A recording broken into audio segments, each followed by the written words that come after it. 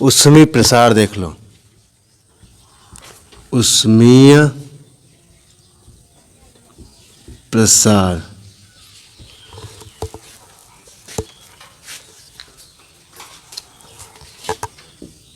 उष्मा को कहते हैं अंग्रेजी में थर्मल एक्सपेंशन।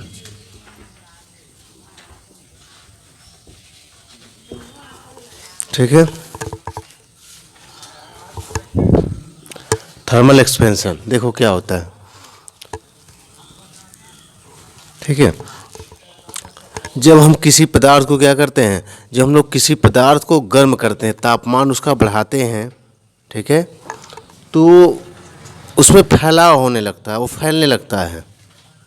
जब किसी पदार्थ को क्या करते हैं हम लोग गर्म करते हैं, यानी उसको तापमान बढ़ाते हैं, तो उस क्या होने लगता है, फैलने लगता है। इसी घटना को कहते हैं उष्मीय प्रसार। समझ में आया ना, एकदम सिंपल सा है। इसी को क्या कहते हैं उष्मीय प्रसार, यानी गर्म होकर पदार्थों के फैलने की घटना। गर्म होकर, एक लाइन में केवल गर्म होकर, या ताप बढ़ाने पे लिख सकते हो। ठीक है, गर्म होकर, या लिख सकते हो कि ताप बढ़ाने पर पदार्थों के, किसी पदार्थों के लिख सकते हो। हाँ, गर्म होकर पदार्थ के फैलने की घटना, फैलने की घटना हो गई। घटना क्या कहलाती है, उष्मीय प्रसार कहलाती है। सिंपल सा, इसको अपने हिसाब से लिख लेना, हम क्योंकि शार्ट में बताएंगे। गर्म होकर पदार्थ के फैलने की जो घटना है, उसी को हम लोग क्या कहते हैं, उष्मीय प्रसार कहते हैं। सिंपल सा एकदम है, क्योंकि जब भी किसी का तापमान बढ़ाते जाते हैं तो उसमें क्या होने लगता है, वो फैलना शुरू हो जाता है हमारा पदार्थ। ठीक है, अब आते हैं इसमें हमारे पास क्या है, हमारे पास जनरली सामान्य तौर पे अगर देखें तो सामान्यतः हमारे यहाँ, परेशान हो गए, क्या दिक्कत है। ठीक है, तो अब आते हैं, जैसे गर्म होकर कोई पदार्थ है वो फैलता ही है, तो इसमें सबसे पहले हम बता दें कि हमारे पदार्थ अवस्था के आधार पे 3 प्रकार के होते हैं, ठोस, द्रव और गैस। ठीक है, तो हम सभी में अलग अलग पढ़ेंगे। पहला टॉपिक इसमें हो जाएगा, मान लो ठोसों में प्रसार देख लें। ठीक है, पहले हम पढ़ेंगे इसमें ठोसों में प्रसार, उसके बाद पढ़ेंगे द्रव में प्रसार। ठोसों में प्रसार आ जाओ, ठोसों में प्रसार। ठीक है, तो जब ठोसों में हम प्रसार इसमें देख लेते हैं, ठोसों में वैसे उष्मीय प्रसार लिखेंगे, उष्मीय प्रसार, ठोसों में उष्मीय प्रसार।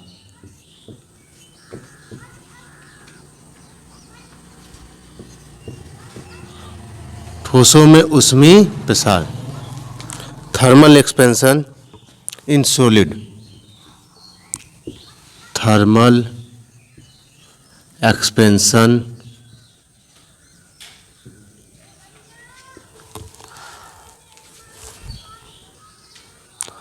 थर्मल एक्सपेंशन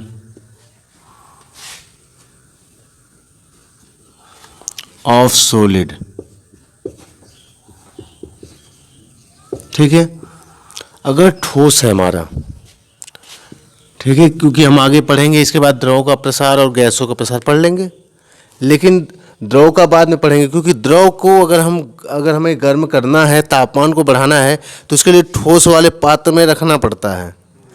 किस में रखना पड़ता है, ठोस वाले पात्र में रखना पड़ेगा। वैसे द्रव को गर्म कर नहीं सकते, जल है ऐसे हवा में लेके तो गर्म नहीं कर सकते, किसी पात्र में रखना होगा। पात्र किसका होगा, ठोस का। तो पहले जरूरी ठोस का उसमें प्रसार पढ़ना है। अगर ठोस में पढ़ते हैं तो ठोस में सिंपली हमारे 3 प्रकार के पदार्थ होते हैं। ठीक है, अगर हम गर्म कर रहे हैं तो गर्म करने से ठोसों में जो प्रसार होगा उसको क्या कहेंगे, ठोसों में उष्मीय प्रसार कहते हैं। गर्म करने पर ठोसों में जो प्रसार होता है या फैलाव जो होता है उसी को क्या कहेंगे, ठोसों में उष्मीय प्रसार कहेंगे, या ठोसों का उष्मीय प्रसार कहेंगे। ठोसों में उष्मीय प्रसार या ठोसों का उष्मीय प्रसार। ठीक है। अब आते हैं इसमें जो पदार्थ है हमारा, वह पदार्थ हमारा जैसे मान लो 3 प्रकार का इसमें हो सकता है। पहला क्या हो सकता है? पहला हो सकता है कि पदार्थ का जो क्षेत्रफल हो वो बहुत ही कम हो, जैसे हमारा बिजली का तार होता है। ठोस है कि नहीं है बिजली का तार? उसका जो क्षेत्रफल होना चाहिए बहुत ही कम होना चाहिए। जो एरिया इसकी होनी चाहिए ए, और ये लंबाई इसकी क्या है? यल। हमने मान लिया। तो जो इसकी एरिया ए है वह बहुत ही छोटी होनी चाहिए, किससे? यल की अपेक्षा बहुत छोटी होनी चाहिए।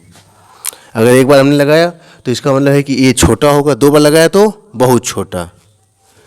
ये एक बार सिंबल ये बताता है कि ए से यल जो है बड़ा है, 2 बार लगाया तो बहुत बड़ा है। यानी लंबाई बहुत बड़ी हो, किसकी अपेक्षा? लंबाई बहुत अधिक हो, किसकी अपेक्षा? क्षेत्रफल की अपेक्षा। या फिर दूसरी बात हम गए तो क्षेत्रफल क्या हो? बहुत ही छोटा हो लंबाई की अपेक्षा। तो ऐसी वस्तु का अगर तापमान बढ़ाएंगे, तापमान बढ़ाने से किस में वृद्धि होगी? लंबाई में। लंबाई में वृद्धि होगी, क्योंकि क्षेत्रफल का कोई विशेष प्रभाव नहीं पड़ेगा जब एकदम पतला तार होगा तो। ठीक है। तो इसको हम लोग कहते हैं, पहला इसमें 3 कैटेगरी पढ़ेंगे। पहला हम लोग कहते हैं दैर्ध्य प्रसार गुणांक। दैर्ध्य मतलब होता है वही दूरी या लंबाई। दैर्ध्य प्रसार कहते हैं, या इसको कहते हैं अनुदैर्ध्य प्रसार भी कह सकते हैं, रेखीय प्रसार भी इसको कहते हैं। क्या कहते हैं इसको? दैर्ध्य प्रसार, या इसको कहते हैं रेखीय प्रसार कहते हैं इसको।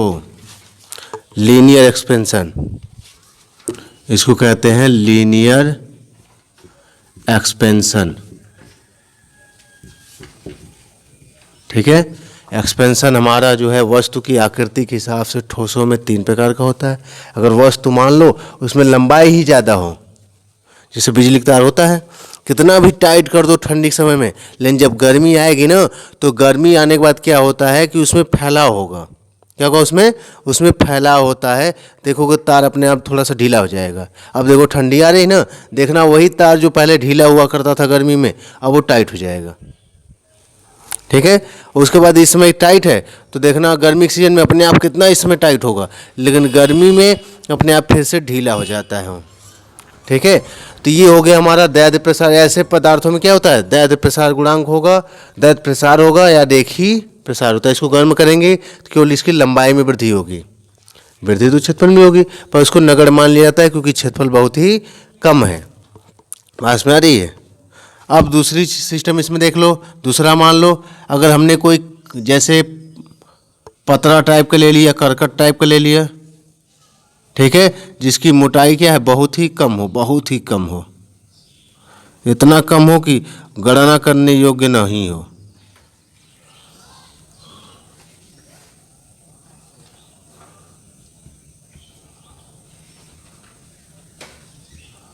ठीक है। ये हो गया इसका क्षेत्रफल ए, और अब इसका लंबाई मोटाई समझ लो इसको टी। क्या समझ लो इसको? मोटाई टी समझ लो, मोटाई टी। तो यहाँ जो मोटाई है, मोटाई टी, यह क्या हो? बहुत ज़्यादा छोटी हो, जो गणना करने के योग्य न हो। तो अब बताओ ऐसी वस्तु अगर हो जैसे टीन का, या फिर जैसे किसी चीज़ का चादर हो, चादर की तरह समझ लो, जैसे कोई चादर हो धातु की या किसी चीज़ की चादर बनी हुई है, तो अगर चादर टाइप का होगा तो उसकी मोटाई बहुत ही कम होती है। तो अगर उसको हम गर्म करेंगे, उसको गर्म करने पे जब वो फैलेगा तो कौन फैलेगा? उसमें लंबाई चौड़ाई दोनों फैलेगी, क्षेत्रफल फैलेगा इसमें। तो इसमें क्षेत्रफल प्रसार होता है। किसका प्रसार होगा? क्षेत्रफल का। मोटाई क्योंकि नगण्य है तो मोटाई में कोई प्रसार नहीं होता है, तो इसको हम कहते हैं क्षेत्रीय प्रसार। क्या कहते हैं इसको? इसको कहते हैं क्षेत्रीय प्रसार। यानी हो जाएगा ये एरिया एक्सपेंशन हो जाएगा।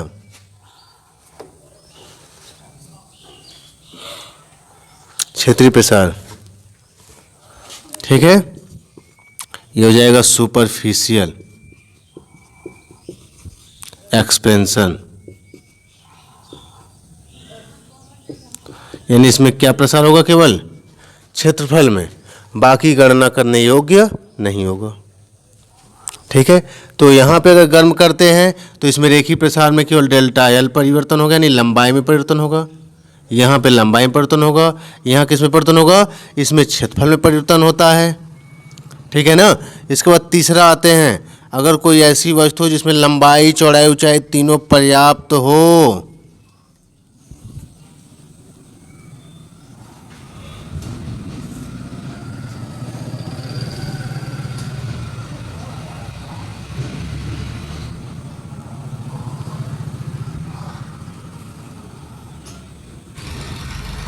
तीनों पर्याप्त हो तो उस समय क्या होगा? ठीक है, इसमें देख लो, इसमें लंबाई भी है, चौड़ाई भी पर्याप्त है और ऊंचाई भी पर्याप्त है कि नहीं है? यानी एक तरह से इसमें आयतन पूरा पर्याप्त है। तो अगर इसका तापमान बढ़ाते हैं, ऐसे पदार्थ का इसमें लंबाई चौड़ाई ऊंचाई तीनों पर्याप्त हो, घनाभ की तरह घन की तरह किसी भी आकार में हो, पर कह रहे हो लंबाई चौड़ाई ऊंचाई यानी पूरा आयतन पर्याप्त हो। कोई सिलेंडर हो, इसका क्षेत्रफल भी पर्याप्त हो। कोई सिलेंडर हम ऐसा ले लें जिसका आधार का क्षेत्रफल भी पर्याप्त हो। देखो, क्योंकि यहाँ जो हम तार ले रहे थे इसका ए बहुत ही कम था, यहाँ नॉर्मल में है। ठीक है, यहाँ बहुत छोटा नहीं है ए, तो अब इस पे भी प्रभाव पड़ेगा कि नहीं पड़ेगा? यानी पूरे आयतन पे प्रभाव पड़ेगा गर्म करने पे, पूरा आयतन फैलेगा गर्म करने पर। इसको कहते हैं आयतन प्रसार कहते हैं। क्या कहते हैं इसको? इसको कहते हैं आयतन प्रसार कहा जाता है। वॉल्यूम एक्सपेंशन कहते हैं इसको, इसको कहते हैं वॉल्यूम एक्सपेंशन कहते हैं इसको। ठीक है, ये हमारे ठोसों में 3 प्रकार के प्रसार होते हैं। हम पहले इन्हीं तीनों के बारे में पढ़ेंगे और एकदम शार्ट पैटर्न में पूरे अच्छे से पढ़ेंगे। पर ध्यान से केवल इसको क्लास को देख लो, अच्छे से सुन लेना, इसको घर जाकर रिवीजन कर लोगे। हमारा क्या हो गया? अगर किसी पदार्थ को तापमान बढ़ा के गर्म होता है, तापमान बढ़ाते हैं तो गर्म होता है, या तापमान बढ़ाते हैं या दूसरी भाषा में कहें तो गर्म हो करते हैं तो पदार्थ फैलता है। उसके इस फैलने की घटना को क्या कहते हैं? ऊष्मीय प्रसार कहते हैं। यानी ऊष्मा पाके फैल गया। ऊष्मा क्या होता है? तापांतर के कारण जो ऊर्जा स्थानांतरित होती है उसी को क्या कहते हैं? ऊष्मा कहते हैं। तो यहाँ पर ये फैलने की घटना को ऊष्मीय प्रसार कहते हैं। ऊष्मीय प्रसार किसमें होता है? ठोसों में भी होता है, द्रव में भी होता है और गैसों में होता है। पहले आ जाते हैं ठोसों में ऊष्मीय प्रसार देखते हैं। तो ठोसों में हमारा जो पदार्थ की संरचना होती है यह 3 प्रकार की होती है। पहली एक वस्तु जो होती है दैर्घ्य कैटेगरी में आती है, रेखीय कैटेगरी में, यानी किसी उसका क्षेत्रफल क्या हो? बहुत ही कम हो, लंबाई बहुत ज़्यादा हो। तो यहाँ पर तापमान बढ़ाने से लंबाई में केवल प्रभाव पड़ता है और यहाँ पे क्षेत्रफल में प्रभाव नगण्य होता है। तो यहाँ पे जो प्रसार होगा केवल लंबाई में होगा, इसलिए इसको कहते हैं रेखीय प्रसार या दैर्घ्य प्रसार कहते हैं। दैर्घ्य मतलब होता है वही दूरी। ठीक है, दूसरा, अगर कोई चादर टाइप की कोई वस्तु है जिसकी मोटाई नगण्य है, क्षेत्रफल पर्याप्त है, तो इसका प्रसार करने पे, गर्म करने पर इसमें क्या प्रसार होगा? ये कौन फैलेगा? पूरा क्षेत्रफल फैलेगा। इसको कहते हैं क्षेत्रीय प्रसार। यानी इसमें ए में परिवर्तन होगा, यानी डेल्टा ए यहाँ पाया जाएगा, यहाँ पे डेल्टा एल पाया जाएगा, यहाँ डेल्टा ए पाया जाएगा और आयतन प्रसार में पूरा डेल्टा वी पाया जाएगा, क्योंकि पूरा आयतन ही इसमें होगा। तो ये वस्तु के ऊपर डिपेंड करता है हमारी वस्तु कैसी है। इन्हीं तीनों में से कोई एक वस्तु होगी जिसमें अगर क्षेत्रफल की गणना करने योग्य है, तो यहाँ कैटेगरी पे डिपेंड करता है। जैसे तार टाइप की वस्तु है तो उसमें रेखीय प्रसार होगा, जैसे बिजली का तार जो होता है। अगर चादर टाइप की है, जैसे हमारा करकट होता है, चादर टाइप का अगर है तो उसमें ये प्रसार पाया जाएगा, क्षत्रिय प्रसार। और अगर उसमें पूरा पर्याप्त लंबाई चौड़ाई ऊंचाई सब पर्याप्त है, गणना करने योग्य है, तो उसमें होगा आयतन प्रसार। ठीक है, देख लो, इसमें पहला हमारा हो जाएगा रेखीय प्रसार गुणांक। इसके देख लीजिए, रेखीय प्रसार या रेखीय, या इसको कह सकते हैं अनुदैर्ध्य प्रसार, या इसको कह सकते हैं दैर्ध्य प्रसार, जो भी कहना चाहें, मतलब जो भी नहीं, इन्हीं तीनों में से कोई भी कह सकते हैं। ठीक है, ये हो गया हमारा लीनियर एक्सपेंशन।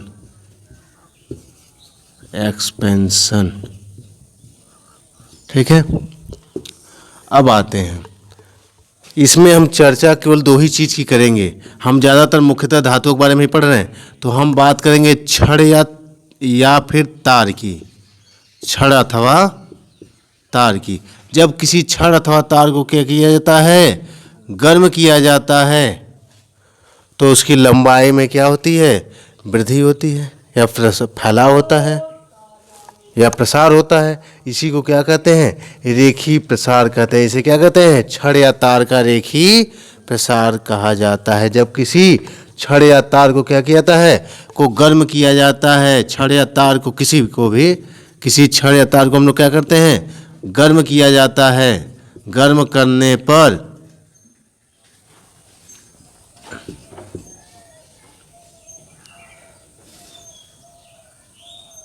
या इसी भाषा में लिख लो, किसी छड़ या तार का गर्म होकर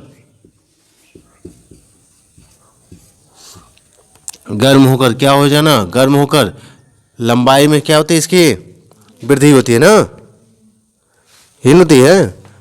गर्म होकर लंबाई में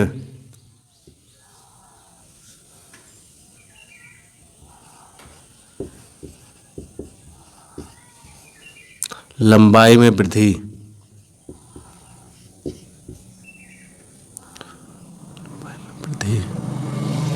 डेल्टा एल होने की घटना क्या कहलाती है? ठीक है, इस कहलाती है छड़ या तार का रेखी प्रसार कहलाता है। ठीक है ना, ये हो गया छड़ या तार का, यही छड़ लिख लो अथवा तार का रेखी प्रसार कहलाता है।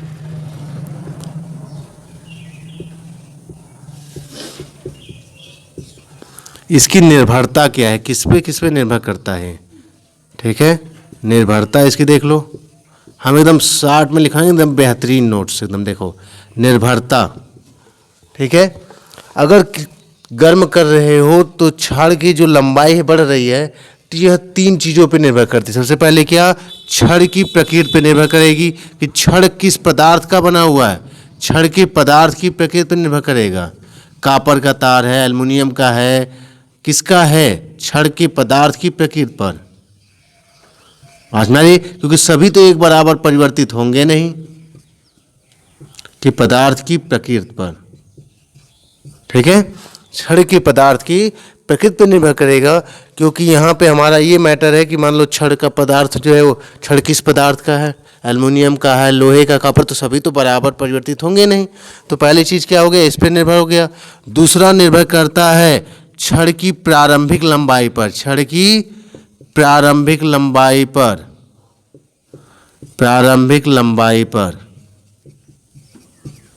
ठीक है, क्योंकि छड़ की अगर प्रारंभिक लंबाई कम है तो वृद्धि भी कम होगी। अब 1 मीटर तार अगर हम रखेंगे तो उसमें वृद्धि, हम 1 मीटर छड़ अगर हमने रख दिया घर पे, ठंडी के समय में 1 मीटर नाप के लाए, इसका मतलब कि अगर धातु लाना है, नाप कर लंबाई में लेना हो कोई धातु, तो ठंडी में लेके आओ, तो गर्मी में उसकी लंबाई बढ़ जाएगी। गर्मी में लेके आओगे तो ठंडी में घट जाएगी। लेकिन कह लो 1 मीटर है तो हमें पता नहीं चलेगा, बहुत हल्का सा परिवर्तन होगा। लेकिन ये देखो बिजली के जो खम्भे हैं, इनका तार देख लो, गर्मी के सेन में अपने आप पूरा ढीला हो जाता है कि नहीं है? तो यहाँ पे छड़ की जो प्रारंभिक लंबाई अधिक अगर हुई तो अधिक वृद्धि होगी। ठीक है, तो यहाँ पे प्रारंभिक लंबाई पे निर्भर करता है। निर्भर ही नहीं करता है, ये जो प्रसार है ये अनुकमानुपाती होता है। क्या होता है? ये जो छड़ का जो प्रसार हो रहा है यहाँ पर, रेखी प्रसार जो हो रहा है, यह प्रारंभिक लंबाई के अनुकमानुपाती होता है। प्रारंभिक लंबाई जितनी ही अधिक होगी उसमें प्रसार उतना ही अधिक होगा, और प्रारंभिक लंबाई कम है तो कम होगा। बात में आ रही? हमें ज़्यादातर पता क्यों नहीं चलता? क्योंकि हमारे पास धातुएं छोटी हैं, हम उसकी लंबाई जो है इसलिए कम बढ़ता है। तीसरा चीज़ निर्भर करता है किस पे? ताप वृद्धि पर।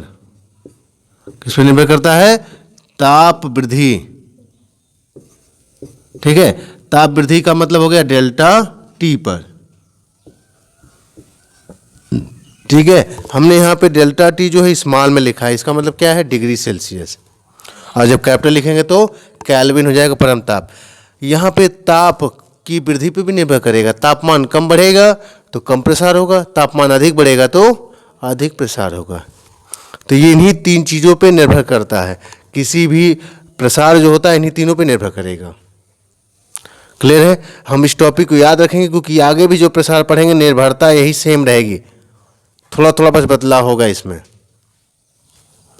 ठीक है, तो हम एक साथ इसको बता दे रहे हैं। अगर मान लो क्षेत्रफल प्रसार या क्षेत्रीय प्रसार है, यहाँ मान लो क्षेत्रीय प्रसार हो गया, तो यहाँ पर हम क्या लेंगे, तब किसी धातु की चादर लेते हैं, किसी ठोस का पटल लेते हैं, किसी ठोस का क्या लेते हैं, पटल, या उसी को कहते हैं जैसे धातु का चादर लेते हैं। तो उसके गर्म होकर उसके क्षेत्रफल में वृद्धि होगी। किसमें होगी? क्षेत्रफल में जो वृद्धि होती है, वृद्धि होने की घटना, ठीक है, उस पटल का क्या कहलाएगी? क्षेत्रीय प्रसार कहलाता है। उसमें निर्भरता क्या होती है? वो भी जो हमारा जो पटल होगा उसके पदार्थ की प्रकृति पे वो भी निर्भर करेगा, किस पदार्थ का बना हुआ है। दूसरा उसके प्रारंभिक क्षेत्रफल पे निर्भर करेगा, और तीसरा ताप वृद्धि पे निर्भर करेगा। बताओ टैली किया कि नहीं किया? तो एक साथ तीनों पहले लिखवा दें, फिर गुणांक की चर्चा किया जाएगा। पास में आ रही है? यहाँ पे ऐसे लिख लोगे घर पे, हम बता रहे हैं, सुन लो एक बार ध्यान से, ठीक है। यहाँ पे हम क्षेत्रीय प्रसार हो गया, ठीक है। अब आते हैं रेखीय प्रसार। इसका थोड़ा सा उदाहरण भी देख लो यहाँ पर। उदाहरण दो ही इम्पोर्टेंट उदाहरण समझ लो जो ज़्यादातर एग्जाम में पूछे जाते हैं। पहला उदाहरण क्या है इसमें? पहला उदाहरण होता है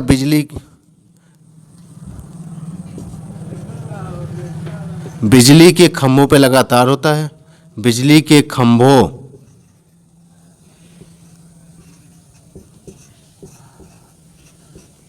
पर लगातार होता है कि नहीं?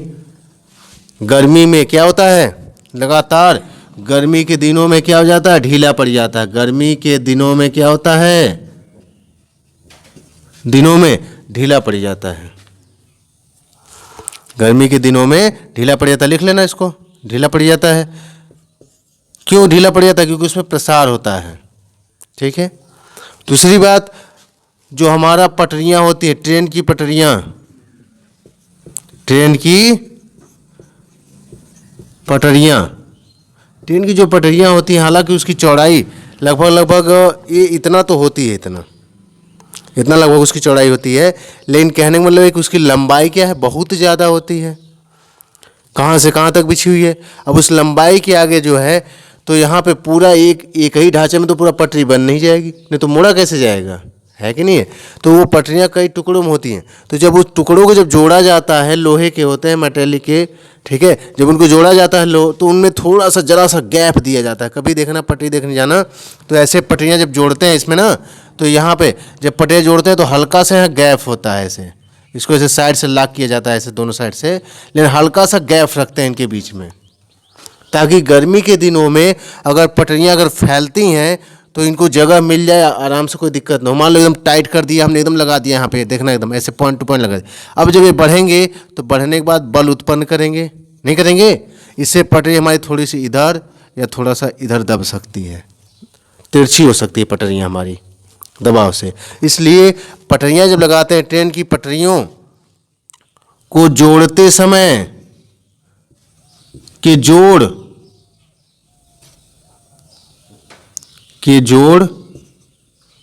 के स्थान पर क्या किया जाता है? जोड़ के स्थान पर रिक्ति छोड़ दी जाती है, हल्की सी स्थान पर रिक्ति, बहुत ज़्यादा नहीं होती है, हल्का सा रिक्ति छोड़ी जाती है। क्योंकि हम लोग देखे हैं, देख लोगे तुम लोग भी कभी जाओगे तो ये इतना मान चलो, मैं देखा हूँ इतना तक की गैपिंग रहती है, इतना तक की गैपिंग रहती है, ठीक है, ज़्यादा नहीं, इतना तक की गैपिंग बन जाती है।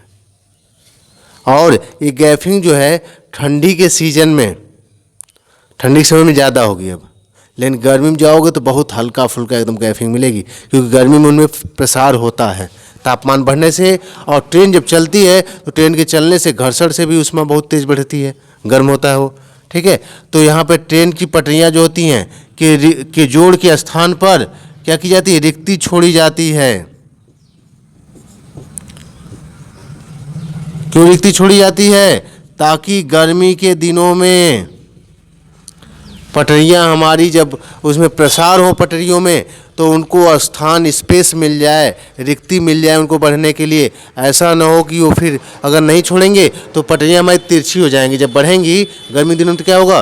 तिरछी हो जाती हैं। पूछते तो बताते नहीं हो। चलो इसमें देख लो।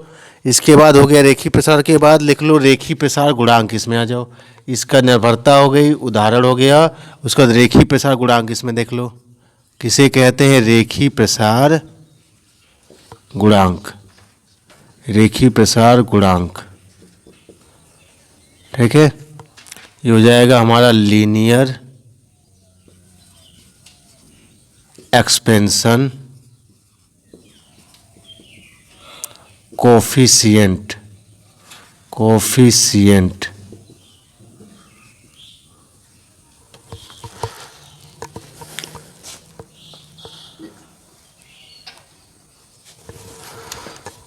डबल एक कर लेना इसमें, कोफिशिएंट।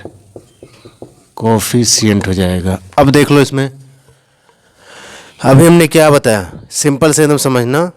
अगर हमने मान लिया कोई तार है हमारा, जिसकी प्रारंभिक लंबाई क्या है, कोई तार है, तार की प्रारंभिक लंबाई हमने मान लिया क्या हो गई, प्रारंभिक लंबाई। प्रारंभिक लंबाई हमने मान लिया L है, ठीक है, ठीक है। तब क्या करने पर, डेल्टा T ताप बढ़ाने पर, कितना ताप बढ़ाने पर, डेल्टा T ताप वृद्धि करने पर बताओ लंबाई में वृद्धि होगी कि नहीं होगी? कोई तार है, उसकी प्रारंभिक लंबाई क्या है, L है, उसका ताप में हमने क्या कर दी, डेल्टा T की वृद्धि कर दी। करने पर बताओ लंबाई में वृद्धि होगी कि नहीं होगी? लंबाई में वृद्धि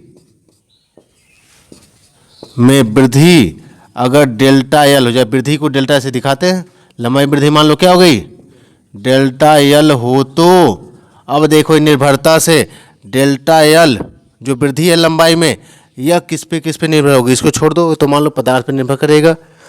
ये वाला क्या है, प्रारंभिक लंबाई। तो प्रारंभिक लंबाई के अनुकमानुपाती होगा कि नहीं होगा? लंबाई जितनी अधिक होगी प्रारंभिक वाली, वृद्धि भी उसी के अनुसार होगी।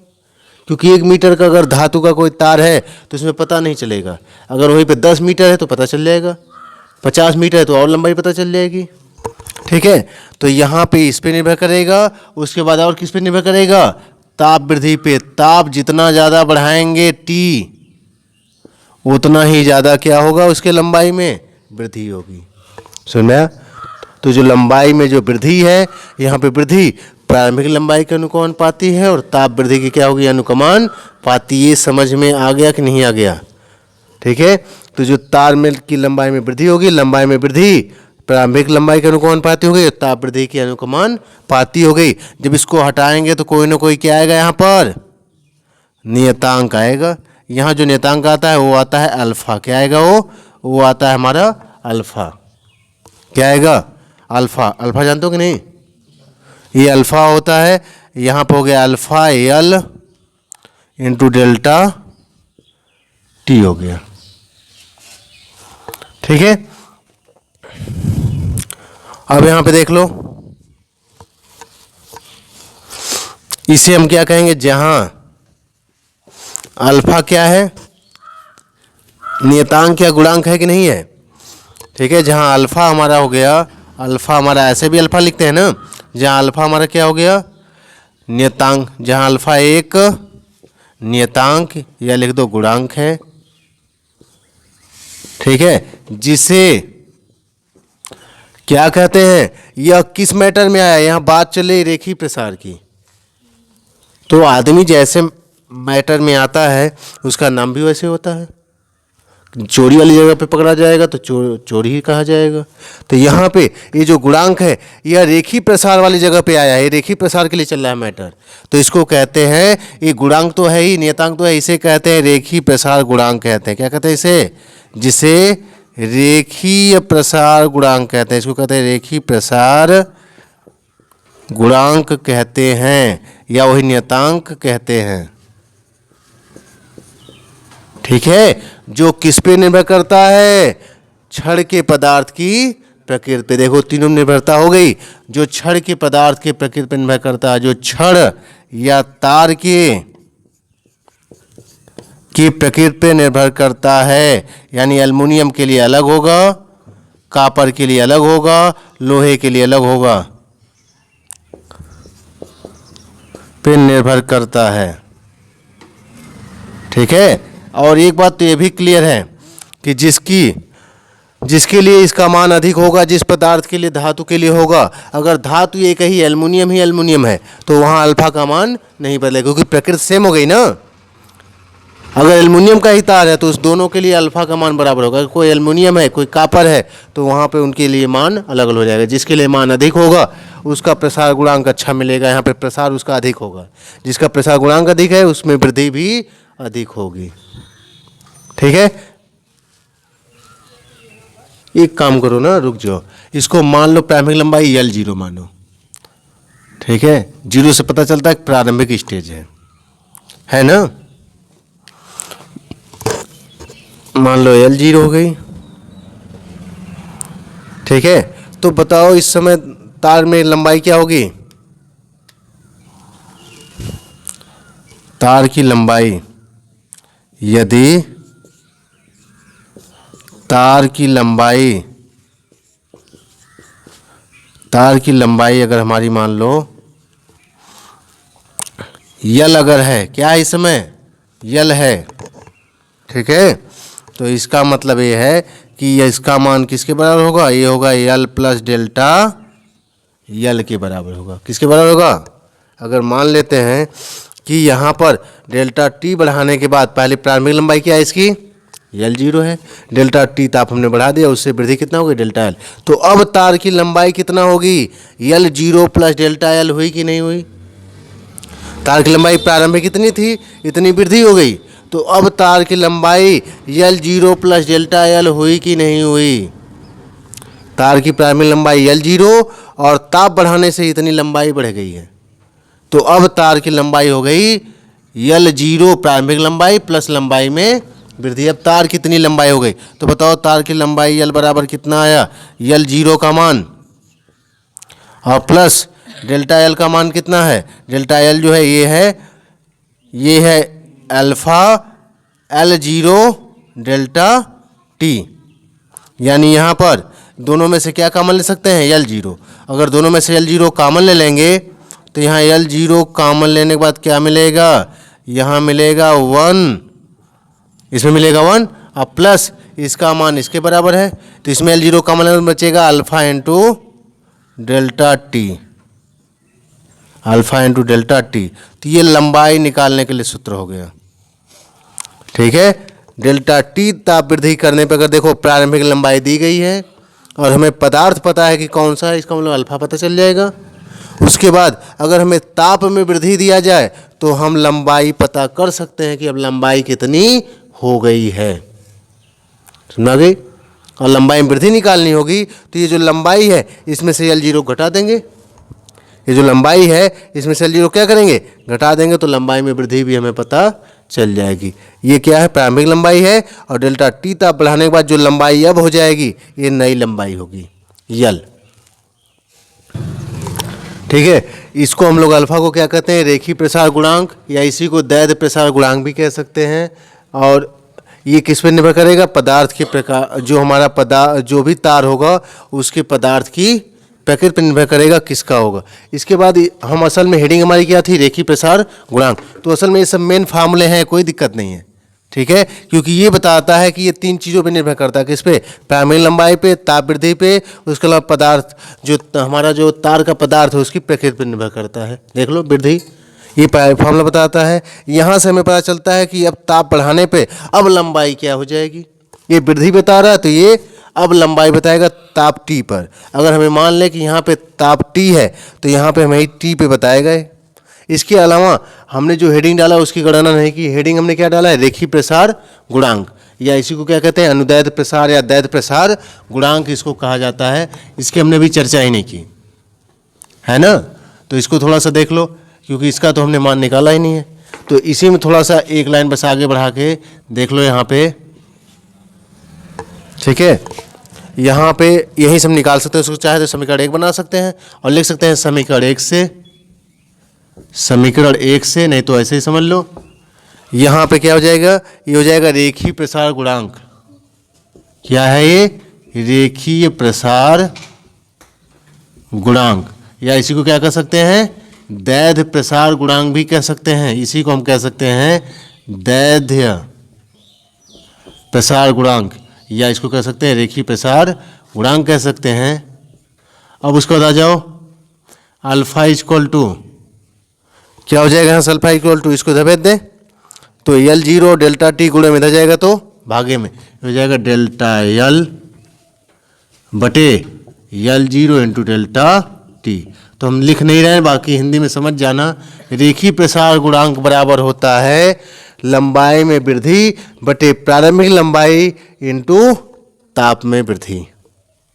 ठीक है, अगर इसकी परिभाषा बनानी हो, मान लो 11th में हो, परिभाषा वैसे नहीं पूछता है, लेकिन परिभाषा बनाने की टेक्निक देख लो। इसकी परिभाषा किसकी, रेखीय प्रसार गुणांक की। इसका मात्रक यहाँ पहले देख लो, इसका मात्रक क्या होगा, रेखीय प्रसार गुणांक का मात्रक क्या होगा। मात्रक इसका देखो, इसका मीटर ये भी मीटर, कट गया कि नहीं कट गया, सेंटीमीटर में तो ये भी सेंटीमीटर में, दोनों कट गए। क्या बचा, केवल यहाँ डिग्री सेल्सियस बचेगा। इसका मात्रक हो गया प्रति डिग्री सेल्सियस, प्रति डिग्री सेल्सियस। या बाई चांस मान लो हमने अगर इसको केल्विन में लिया, किस में लिया इसको हमने, अगर इसको हमने केल्विन में लिया तो प्रति केल्विन हो जाएगा। फिलहाल तो डिग्री सेल्सियस में लेते हैं ज़्यादातर, तो इसका मात्रक क्या होगा, प्रति डिग्री सेल्सियस। ये भी लंबाई है, ये भी लंबाई, दोनों के मात्रक कट जाएंगे, केवल डिग्री सेल्सियस बचेगा, वो भी बटे में। तो हो गया भाई प्रति डिग्री सेल्सियस, केवल इसका मात्रक हो गया। पास में आई। और बीमा बनानी है तो ताप के लिए बीमा बताया गया क्या होता है, थीटा होता है, तो थीटा इनवर्स हो जाएगा, इसकी बीमा हो जाएगी। ठीक है, ये मात्रक हो गया इसका। उसके बाद बीमा भी इसकी हो गई, बीमा इसकी क्या हो जाएगी, बीमा वही थीटा इनवर्स। थीटा ताप के लिए होता है, किसके लिए होता है, हाँ, तो हो जाएगा थीटा इनवर्स। बस, क्योंकि नीचे थीटा होगा, ऊपर जाएगा तो इनवर्स हो जाएगा। और उसके बाद बची अब के लिए इसकी परिभाषा।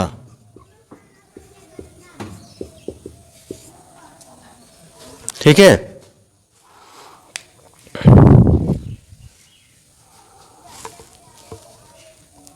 देख लो, किसी क्षण का ताप, हमने ताप वृद्धि नीचे है, कितना मान लें इसको, एक, नीचे वाले को हमेशा एक मान लेते हैं, तो 1 डिग्री सेल्सियस मान लो वृद्धि किया हमने, तो लिखेंगे किसी क्षण का ताप 1 डिग्री सेल्सियस बढ़ाने पर, 1 डिग्री सेल्सियस बढ़ाने पर 1 डिग्री सेल्सियस हो गया, तो बचा क्या, डेल्टा एल बटे L0। तो अब लिखेंगे किसी क्षण का ताप 1 डिग्री सेल्सियस बढ़ाने पर उस क्षण के, उस तार के या वही क्षण के लंबाई में वृद्धि और प्रारंभिक लंबाई का अनुपात क्या कहलाता है, रेखीय प्रसार गुणांक कहलाता है। बनाना चाहो तो बना सकते हो अपने से। ठीक है, किसी क्षण का ताप 1 डिग्री सेल्सियस बढ़ाने पर उस क्षण के लंबाई में वृद्धि और प्रारंभिक लंबाई का अनुपात।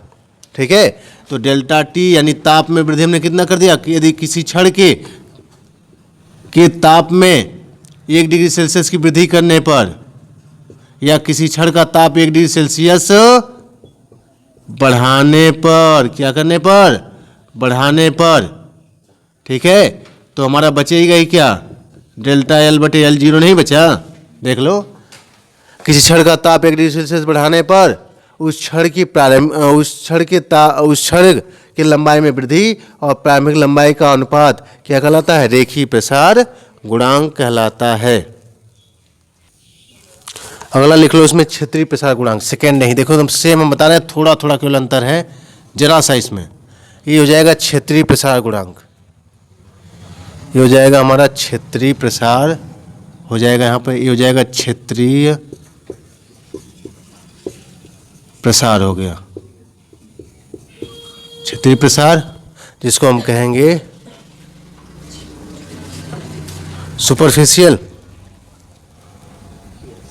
ठोस का हम पढ़ रहे हैं, ध्यान रखना, इसको हम यहाँ लिख दे रहे हैं, क्या करना है, ठोस का क्षेत्रीय प्रसार लिख दे रहे हैं, क्योंकि हम लोग ठोस का ही पढ़ रहे हैं ना,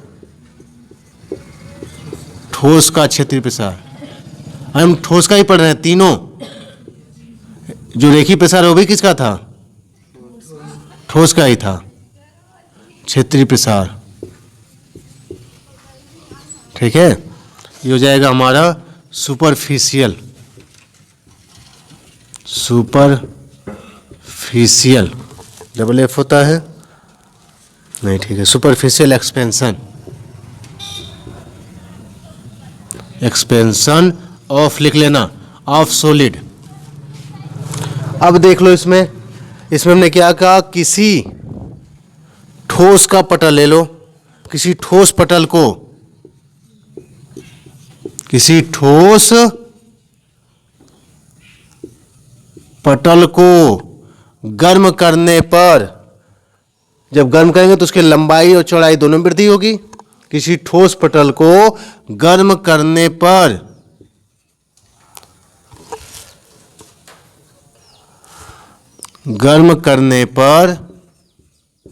उसकी किसमें वृद्धि होगी, लंबाई और चौड़ाई दोनों में वृद्धि होगी। यानी हम सीधे लिख रहे हैं, जब लंबाई चौड़ाई दोनों में वृद्धि हो गई, यानी किसमें हो गई, क्षेत्रफल में। उसके क्षेत्रफल में गर्म करने पर उसके क्षेत्रफल में वृद्धि होगी, और उसी को हम लोग क्या कहते हैं, क्षेत्रीय प्रसार। यानी उसके क्षेत्रफल में होने वाली वृद्धि, होना तो पहले से लिखा गया, होने वाली वृद्धि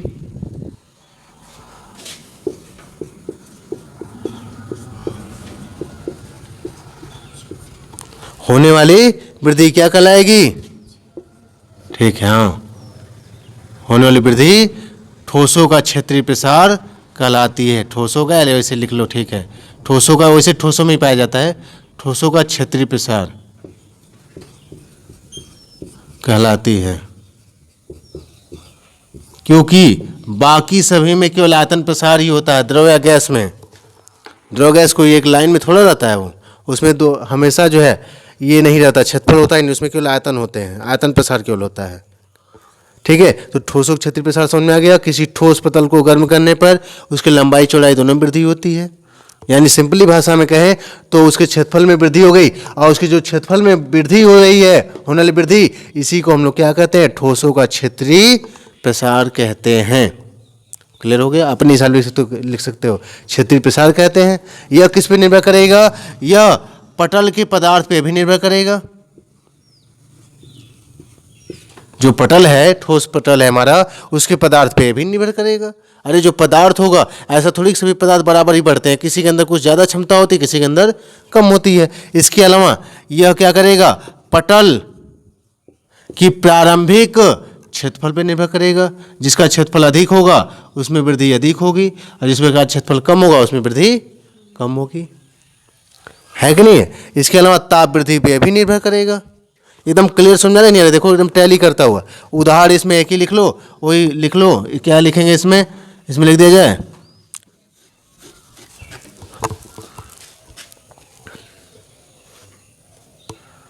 इसमें धातु की पतली चादर लिख लो कोई। उससे अच्छा एग्जाम्पल क्या है, धातु की पतली चादर। धातु की, हम पतली चादर क्यों कर रहे हैं, क्योंकि उसकी जो मोटाई होगी पहले हमने बता दिया, उसके क्षेत्रफल यानी लंबाई चौड़ाई की अपेक्षा क्या होगी, बहुत ही कम होगी। तो धातु की पतली चादर कोई भी ले लें।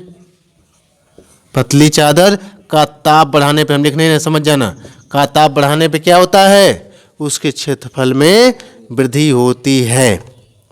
क्लियर हो गया? कर लोगे ना? इसके बाद आ जाओ, यहां पे कौन सा प्रसार गुणांक होगा, अब क्षेत्रीय प्रसार गुणांक होगा। तो यहां हो जाएगा सुपरफिशियल। एकदम क्लियर समझा रहा है? एक समझ में आया, दूसरा अपने आप। एक हम लोग तो कभी दो तीनों को याद नहीं किया, हम लोग एक याद करते हैं, अपने आप बाकी याद हो गया। देख लो, तो इसमें क्या मानेंगे, प्रारंभिक क्षेत्रफल मान लेंगे। क्या मानेंगे इसको, प्रारंभिक क्षेत्रफल मान लिया हमने। कोई यहाँ पे तार नहीं होगा, यहाँ पे पटल होगा, ठीक है। मानेंगे कोई ठोस पटल है हमारा, ठोस पटल है, यहाँ लिख लेना आगे ठोस पटल, यहाँ लिखोगे ठोस पटल है कोई, उसका प्रारंभिक क्षेत्रफल क्या हो गया, A0 मान लेते हैं। क्या मान लें, A0। और डेल्टा टी ताप बढ़ाने पर मान लिया उसके क्षेत्रफल में वृद्धि कितना हो गई, डेल्टा ए हो गई। हो गई नहीं हो गई? तो जो डेल्टा ए है क्षेत्रफल में वृद्धि, यह किस पे निर्भर करेगा, ये प्रारंभिक क्षेत्रफल पे निर्भर करेगा, नहीं करेगा A0 पर। और उसके साथ और किस पे निर्भर करेगा, डेल्टा टी पर, ताप में वृद्धि पर। इसको हटाएंगे तो फिर से यहाँ नियतांक आएगा। ये मान लो हमारा ए हो जाएगा, देख लेना, अगर कहीं छूट जाए गलती से तो उसको बना लेना। यहाँ A0 है, इसको हटाएंगे तो फिर से नियतांक आएगा, वहाँ पे अल्फा तो यहाँ पे बीटा, क्योंकि समान तो बनाएंगे नहीं। अब यहाँ पे जहाँ बीटा क्या है वही एक नियतांक या एक गुणांक है, जिसे ये किसके मैटर में आ गया, क्षेत्रीय प्रसार में। तो जिसे हम लोग क्या कहते हैं, जिसे क्षेत्रीय प्रसार गुणांक कहते हैं, जिसे क्षेत्रीय प्रसार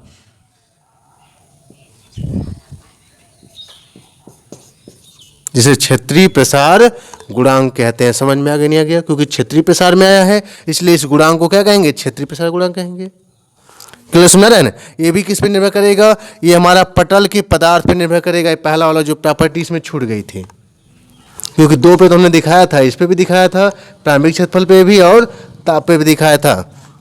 ये हमारा हो जाएगा पटल के, जो पटल के पटल के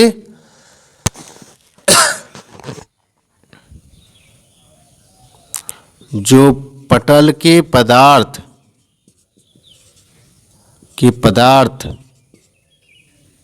की प्रकृति पर निर्भर करता है। समझ में आ गया? अब वही फिर से यहाँ पर हम देख लें। अब जो हमारा पटल है, पटल का क्षेत्रफल तब क्या हो जाएगा, पटल का जो क्षेत्रफल होगा, पटल का जो क्षेत्रफल ए होगा हमारा, देखो पहले क्षेत्रफल कितना था, A0, कितना क्षेत्रफल था, A0, उसमें कितने की वृद्धि हो गई, डेल्टा ए की वृद्धि हो गई। तो वृद्धि को जोड़ेंगे ना, पहले क्षेत्रफल A0 था, वृद्धि हो गई डेल्टा ए, इसको जोड़ देंगे तो अब हमें मिल जाएगा यहाँ पर पटल का क्षेत्रफल मिल जाएगा। क्या मिल जाएगा, पटल का क्षेत्रफल मिल जाएगा। समझ में आ गया? पटल का क्षेत्रफल क्या हो जाएगा, A0 plus delta A. Delta A का मान क्या है, यही है beta A0 into delta T, इसको यहीं रख देंगे। इन दोनों में, इसमें भी A0 है कि नहीं है, देखो है ना, तो और इसमें भी A0 है। A0 यहाँ क्या कर लेंगे हम लोग, कॉमन कर लेंगे। A0 क्या करेंगे यहाँ पर, कॉमन हो जाएगा, और यहाँ पे तब बचेगा 1, यहाँ पे क्या बचेगा, यहाँ पे बचेगा बीटा इंटू डेल्टा टी, यानी यहाँ बीटा आएगा केवल। देख लो, जहाँ L0 था वहाँ पे A0, सूत्र याद करना कितना आसान है। जहाँ पे L था वहाँ पे A है, जहाँ पे अल्फा था वहाँ क्या हो गया, बीटा। बाकी सेम पैटर्न। उससे भी देखो आसान क्या है, यहाँ पर जब हम निकालेंगे क्या, क्षेत्रीय प्रसार गुणांक, जब यहाँ निकालेंगे क्षेत्रीय प्रसार गुणांक, जब निकालेंगे यहाँ पर, इतना गैप किस लिए, दुश्मनी थोड़ी है इसमें कोई क्षेत्रीय में और क्षेत्रीय प्रसार गुणांक में। देख लो, अब यहाँ से निकालेंगे क्षेत्रीय प्रसार गुणांक बीटा, क्या निकालेंगे यहाँ से, बीटा। देखो अल्फा की जगह बीटा हो गया कि नहीं हो गया। अब देखना यहाँ पे जब इसको इधर भेजेंगे इन सभी को, तो ऊपर वहाँ क्या आएगा, डेल्टा ए, यानी यहाँ पे क्या है, डेल्टा एल है, तो यहाँ पे क्या आएगा, डेल्टा एल की जगह डेल्टा ए। यहाँ पे प्रारंभिक लंबाई है, इसको इधर भेजो तो प्रारंभिक क्षेत्रफल यहाँ चला जाएगा, और यहाँ पर डेल्टा टी है, यहाँ पे भी डेल्टा टी है। कितना आसान है याद करना। अगर रेखीय प्रसार गुणांक है तो लंबाई में वृद्धि बटे प्रारंभिक लंबाई इंटू ताप में वृद्धि। अगर क्षेत्रीय प्रसार गुणांक है तो लंबाई में वृद्धि की जगह क्षेत्रफल में वृद्धि, प्रारंभिक लंबाई की जगह प्रारंभिक क्षेत्रफल लिया जाएगा, ताप तो वही रहने वाला। एकदम सेम फार्मूला है कि नहीं है। इसका भी मात्रक क्या आने वाला है, जो मात्रक इसका होगा डेल्टा ए का, वही ए का भी होगा, कट जाएगा, केवल यही प्रति डिग्री सेल्सियस ये भी आएगा, बीमा भी यही आएगी। और फिर से अगर बनाना हो तो परिभाषा भी वही बनेगी कि किसी चादर का या किसी ठोस परत का, पटल का, किसी ठोस पटल का तापमान 1 डिग्री सेल्सियस बढ़ाने पर, 1 डिग्री सेल्सियस बढ़ाने पर उसके क्षेत्रफल में वृद्धि और प्रारंभिक क्षेत्रफल का अनुपात क्या कहलाता है, उस पटल का क्षेत्रीय प्रसार गुणांक। एकदम टैली किया कि नहीं किया, बना लोगे, एकदम आसान सा। देख लो, ठोसों का आयतन प्रसार गुणांक, ठोसों का आयतन प्रसार गुणांक, तो यहां पे हो जाएगा वही वॉल्यूम एक्सपेंशन ऑफ